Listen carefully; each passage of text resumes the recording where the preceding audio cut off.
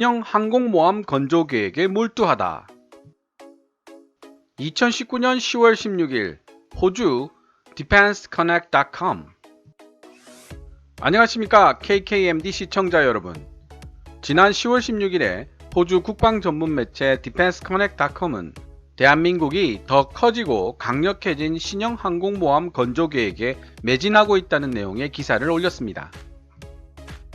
2019년 12월 11일 헤럴드 경제신문에 따르면 대한민국의 국방부 지출 금액이 50조를 넘어 세계 톱5에 진입할 예정이라고 합니다. 1위 미국이 약 719조, 2위 중국 179조, 3위 사우디 91조, 4위 일본 54조, 5위 러시아가 역시 같은 54조이지만 근소한 차이로 일본에게 4위를 내줬습니다. 우리나라는 50조 1527억으로 6위 정도가 되겠네요. 제가 비록 군사 전문가는 아니지만 1년 넘도록 해외 여러 나라들의 군사 기사들을 번역하면서 나름 정리된 부분은 있습니다. 그중 하나가 바로 항공모함의 운용 필요성에 대한 부분입니다. 어떤 분들은 우리나라 입장에서는 항공모함에 큰 돈을 들일 것이 아니라 장거리 미사일이나 핵 잠수함 등이 더 필요하다고 말씀하시는 분들도 있고, 또 어떤 분들은 항모가 꼭 필요하다고 말씀하시는 분들도 있습니다. 과연 어느 쪽이 맞는 이야기일까요? 사실 전제를 어디에 두느냐에 따라 우리는 전혀 다른 두 가지 답안을 가질 수도 있다고 생각합니다. 앞으로 대한민국 해군이 맡아야 할 임무는 주변의 침략으로부터 대한민국을 지켜내는 것이 맞다는 방어적 입장에서는 대한민국 해군은 연안해군이면 충분합니다. 충분한 미사일을 축적하고 핵 잠수함 등이 있으면 굳이 비싼 항모가 없어도 충분히 그 역할을 해낼 수 있을 것입니다. 하지만 대한민국 해군이 앞으로 맡아야 할 임무는 대한민국 연안을 떠나 언제 어디서라도 강력한 해상 전력 투사를 통해 대한민국 국적의 민간 상선들이 다니는 해상 무역로를 통제 보호하고 먼 바다에서부터 대한민국의 이익을 지켜내는 것이 되어야 한다고 생각하는 입장에서는 대양 해군이 필요하게 됩니다. 그리고 제대로 된 대양 해군이 되기 위해서는 항모의 존재가 필요하다는 것이죠. 사실 독도급 같은 대형 수송함의 개념이 등장한 것도 우리나라 해군이 대양 해군의 길을 걸으면서부터입니다. 여러분이 생각하시는 해군의 역할이 어느 쪽이냐에 따라 항모는 필수적인 존재일 수도, 돈 먹는 하마 같은 존재가 될 수도 있습니다. 지금까지는 미국이 동맹국인 대한민국의 해상 무역로를 대신 지켜줘 왔습니다. 물론 지금 같은 상황이 앞으로도 계속되면 좋겠지만 요즘 세계 정세를 보면 한 치 앞도 보이지 않는 상황입니다. 여기에 우리의 깊은 고민이 있는 것입니다. 이 호주 언론은 민주당 최재형 의원의 보고서를 인용하며 인터뷰 내용을 게재했습니다만 상세한 내용을 알아보고 싶어 국내 기사를 검색해봐도 찾을 수가 없었습니다. 다만 10월 24일 주간조선 인터넷판에 올라온 기사는 찾을 수가 있었지만요. 방사청이 2019년 국정감사 자료에서 밝힌 자료에 따르면 대형 수송함 2 모용도는 F-35B 탑재가 가능한 미국의 와스프급 42,000톤 경항모라는 것이 확인되었다고 합니다. 기존의 이즈모급을 경항모로 개조하는 일본과는 달리 아예 처음부터 경항모로서 개발을 하겠다는 것이 우리나라의 입장인 것으로 기사는 밝히고 있습니다. 하지만 이 호주 외신은 더욱 놀라운 이야기를 하고 있는데요. 우리나라 정치권에서 함재기를 캐터펄트로 사출하는 카토바 방식의 중형 항모를 추진하고 있다는 내용입니다. 심지어 7만 톤이 넘는 중형 항모까지 고려하고 있다는 내용도 나오고 있습니다. 물론 확정된 사항은 아니기 때문에 호주 외신의 내용만 믿고 설레발치는 것은 어리석은 일일 것입니다. 아, 이런 외신도 있구나 정도로 받아들이시면 좋을 듯 합니다. 또한 이 호주 언론은 대한민국과의 군사적 동맹관계를 강조하고 상호 운용되는 군사 구조체를 만드는 것이 어떻겠냐는 내용까지 다루고 있습니다. 최근 대한민국이 동아시아 지역에서 군사 강국으로 거듭나기 위해 공군력과 해군력을 강화시키고 있는 부분도 미국 주도의 평화를 더 이상 누리기 힘든 상황 속에서 호주가 모범으로 삼아야 할 행동이라고 설명하고 있습니다. 호주는 일본과 군사협력 관계를 강화시키고 있고 우리나라는 왕따이다 라고 주장하시는 분들도 계실 텐데요. 물론 호주는 일본과의 군사적 협조 관계도 강화시키고 있는 중이기도 합니다. 중국의 확장이 두려운 호주 입장에서는 한국과 일본 두 나라 모두와 좋은 관계를 유지할 필요가 크겠죠. 이 기사를 이해하는 데 도움이 될 만한 제반 설명은 이 정도면 충분할 듯 합니다. 기사 번역을 마치고서는 별도의 보충 의견은 제시하지 않겠습니다. 국내에서 논의되고 있는 한국형 경항모에 관한 소식은 아까 말씀드린 10월 24일 주간조선 인터넷판에 올라온 기사를 참고하시면 되겠습니다. 기사 본문은 노란색 글자로 표시됩니다. 최근 새롭게 부활한 영국 해군으로부터 영감을 얻은 대한민국은 아시아에서 신흥 군사강국으로 자리매김하고자 하는 야망과 함께 재래식 항모 전력에 대한 두 가지 계획을 준비하고 있다. 원래 대한민국의 항모 전력에 대한 구상은 중국 인민해방군 해군과 일본 해상자위대가 그 규모 및 전력을 점차적으로 확대해가고 있는 상황과 북한이 계속되는 핵 도발에 대응하고자 하는 노력에서부터 시작된 것이었다. 중국과 일본이 강력한 항공모함 운용 능력을 건설하려는 계획을 세우고 앞질러 나가는 상황 속에서 대한민국 해군 역시 독도급 강습 상륙함을 대형 갑판 함모로 수정하여 건조할 것이라는 계획을 발표하며 항모 레이스에 합류했었다. 제2차 세계대전이 끝나갈 무렵 항공모함은 각 나라 해군의 위상과 전력투사 능력의 정점으로 떠올랐다.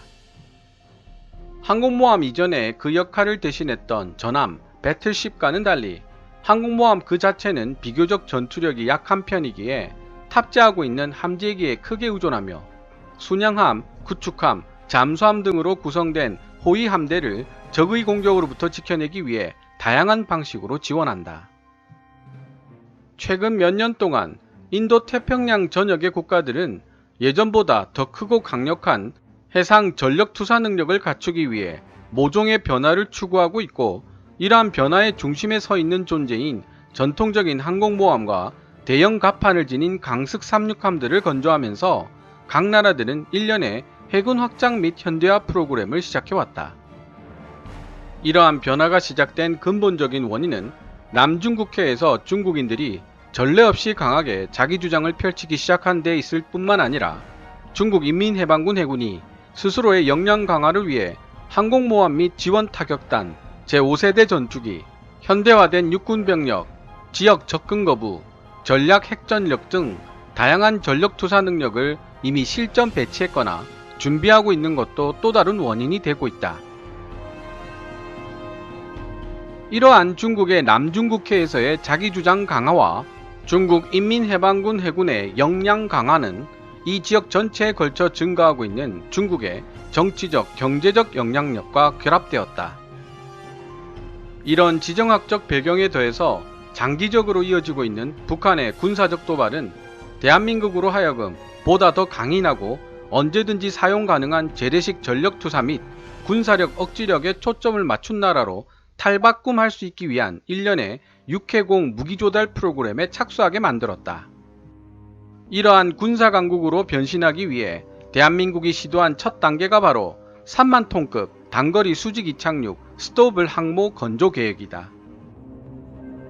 그러나 최근 북한의 잠수함 발사 탄도미사일 SLBM 시험 발사는 중국 인민해방군 해군이 두 번째로 진수한 스키점프식 스토바 항모의 해상훈련 및 첫 대형 갑판 강습 상륙함 진수 등 계속되는 중국 해군의 역량 강화 시도와 결합되어 대한민국을 지속적으로 자극시키고 있다. 대한민국의 여당인 민주당의 일원인 최재웅 의원은 두 가지 종류의 캐터펄트 사출 방식 카토바 항공모함 설계 옵션을 제시하면서 재래식 항공모함 개발 계획을 추진해 오고 있는데 그 내용을 살펴보면 다음과 같다. 298m 길이로 함재기 비행 단원을 제외하고서 1340명의 승무원과 32대의 고정익 전투기 및 8대의 헬리콥터를 수용할 수 있는 71,400톤급의 변형 모델 혹은 240m 길이로 함재기 비행 단원을 제외하고서 대략 670명의 승무원과 12대의 고정익 전투기를 수용할 수 있는 41,500톤급의 변형 모델이 고려되고 있다. 단거리 수직 이착륙 스토블 항모의 전술적 한계에 대한 우려. 대형 갑판을 보유한 강습 상륙함으로 전환된 독도급 같은 함선들이 가질 수밖에 없는 전략적 전술적 한계가 바로 더 거대하고 좀 더 전통적인 형태의 항공모함을 보유하려 노력하고 있는 최재웅 의원의 분투 뒤에 숨어있는 핵심 원동력이다. 향후 몇십 년 안에 실전 배치될 것으로 예상되고 있는 중국의 거대한 항공모함들과 대한민국 독도급 강습 상륙함의 능력을 비교해 봤을 때 앞으로 대한민국 해군은 엄청나게 불리한 입장에 처할 수밖에 없게 된다는 것이다. 현재 동북아시아 주요 국가들의 군사적 확장 속도를 봤을 때 2033년의 미래 전장 환경은 지금과 크게 달라질 것입니다. 정부는 독도급에 대한 기존의 계획을 반드시 재검토해야만 합니다.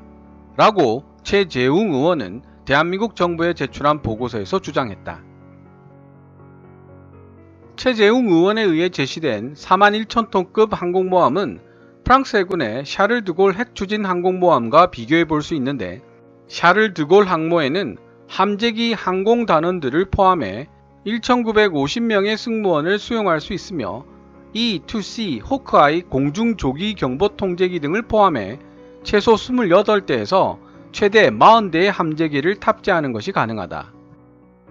더 커진 규모의 72,400톤급 대형 항모에 대한 대한민국의 계획은 특정 분야에 있어서 보다 역량이 강화된 영국 해군의 퀸 엘리자베스급 항모와 차세대 프랑스 PA2급 캐터펄트 사출 방식 카토바 항모 모델들로부터 영감을 받았는데 특히 대한민국의 해운과 무역상의 이익이 갈수록 도전을 받고 있는 상황에서 강력한 해상 전력 투사 능력을 보유한 해군의 등장은 대한민국의 국익에 큰 도움을 제공하게 될 것이다.